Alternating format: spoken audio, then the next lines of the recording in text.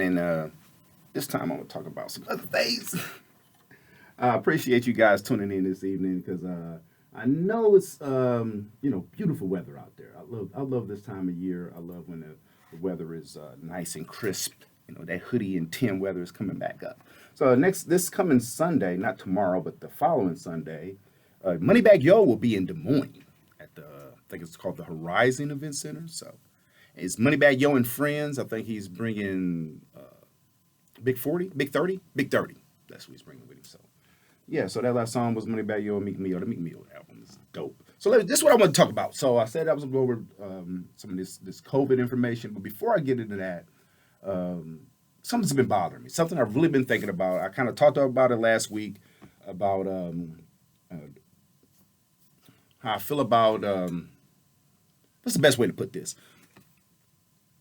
Slave owners or slave masters or the founders of the nation. I don't know a good way to put it. I just want to talk about that and how representation is a big deal. And the founders of this country, the way that they designed it was not, black people wasn't included. It's in the Constitution. We were not included in that, right? The structure, the construct of the country. One of the biggest things that I have a problem with is money. It's the currency.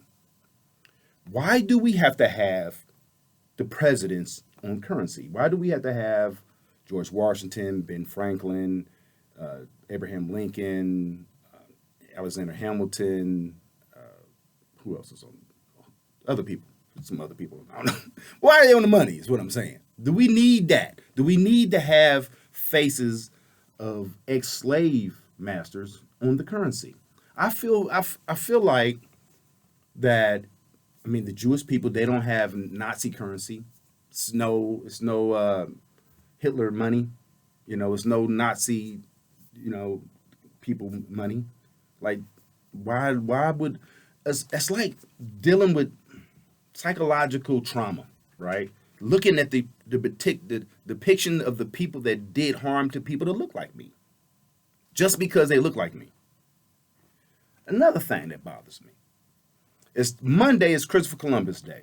Okay, this country still recognizes Christopher Columbus as a person that did something good for the world. This country still recognizes that. Okay, they're still having school, but the banks, some of the banks, federal, they're still observing this holiday. Christopher Columbus was a massacre. He massacred people. Every continent, every landmass that he went to, he slaughtered people.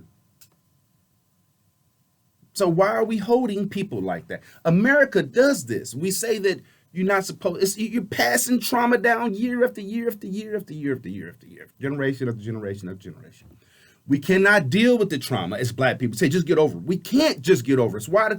It's why we feel the way we feel, why we have anxiety, why we fear justice, why we fear not justice, but the people that administer the justice, like police, right? It's why we tense up around stuff like that. That's why we buck back against authority, because it's been designed against us to begin with. The construct to the justice system for white people is totally different than for black, because it was put in place by white people for white people. And then we were the exception after the fact, right? It's like being a stepchild. It's like if you have children and they're naturally your birth children, some people, it's different than if you have a stepchild. Now, it's supposed to be the same. You're supposed to treat them all the same, but it's the feeling. And you're nice, you're respectful, even loving to a certain point. But at the same time, that emotional connection could be off. Not saying it's not always, but it could be off. Because I just know how I feel about my biological children. Okay? I'm not saying that it's a wrong feeling. I'm saying that's how it is when you're black and you're ushered into a white culture. Because black people got stripped. Right? And I'm not just saying we got stripped from our land, because it was black people here in America. How can everywhere Christopher Columbus went, it was already people? Everywhere Christopher Columbus landed, it was already people. They never said, oh, it's this wide open land. There's no living people here. It's just animals. No, there's people there. And most of the people were my complexion or darker. Okay. So why are we celebrating stuff like that? Why do we still have ex-slave masters pictures? Because George Washington, he freed a slave, but he also chased down one of his slaves that he didn't free. He wanted her to come back because he was going to give her down to his daughter-in-law or daughter. Because that's what they did. Slaves back then were chattel, were property. So even if your current master passed away, you get handed down. You get handed down generation to generation. Their children inherit you. So you might have a little child, and you raise a little child, and the little child get grown. Now he's your master, just because he's white, and he owns you. That's America, and America still hasn't addressed that. It's been movies, been TV shows, books, all kind of stuff like that. America had the great tragedy. You ain't fixed it. You haven't done anything to fix it, to correct it. You made some amendments to the Constitution to change some of the laws. But you never did nothing to the people in the community to make a difference. You just said, oh, it's like, don't do this to them anymore. Allow them to stand in line. Allow them to work. Allow them to get home some places, but not all places, because redlining was still a thing. So anyway, I'm going to talk about that. Anyway, so let's talk about this. So this is what I'm going to say about the vaccine. Those people that are not vaccinated, you are not allowed to do certain things that the rest of the country that are vaccinated can do. Like, for instance, in certain states like New York, California, look at Kyrie Irving.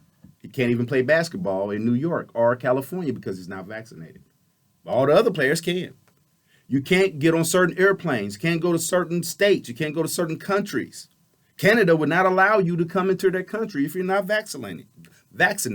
And even if you are vaccinated, you have to pass and make sure you don't have the virus or you're not COVID positive before going and checking you when you come out. But if you're not vaccinated, they're not even letting you in the country. So what freedoms do you have? So you say that I'm not getting vaccinated because I have a freedom. I'm free to make a choice. Yes, you are. You have freedom to make a choice. But that being said, the choices you're making is restricting your freedoms. Think about that. The restrictions, the choices that you're making by not being vaccinated is restricting your choices, because there's certain things you're not allowed to do, whether you want to do it or not. Because you're not vaccinated, you are not allowed to do it anymore. But people that are vaccinated can.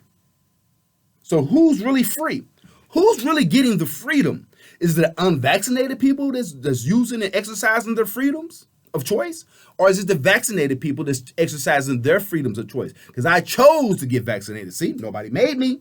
I was mandated to be vaccinated. I made a choice to be vaccinated. Just like I could have made a choice not to be vaccinated. But me making that choice to be vaccinated opened up other freedoms that the unvaccinated are not allowed to do. Because I have a card in my wallet that shows that I'm fully vaccinated. And I will be getting the booster if it deems necessary and comes readily available. I'll be getting that too. Because I'm going to continue my journey. I say, well, 5 years from now, how you know how it's going to treat you? I don't know if I'll be around 5 years from now. I don't know if the country's going to be around the planet. People going up in space, they're going up there for a reason. Something going on there. Maybe they're preparing. Maybe that's why you're getting the shot to preparing you for it. I don't know. I'm just talking. That's not true. I don't want to put out no misconceptions out there in the world. Like, bro said, no. Anyway, that's what I'm saying. So, should I get some information from CNN really quick? It says, doctors advise Pfizer vaccine recipients not to worry about waning immunity.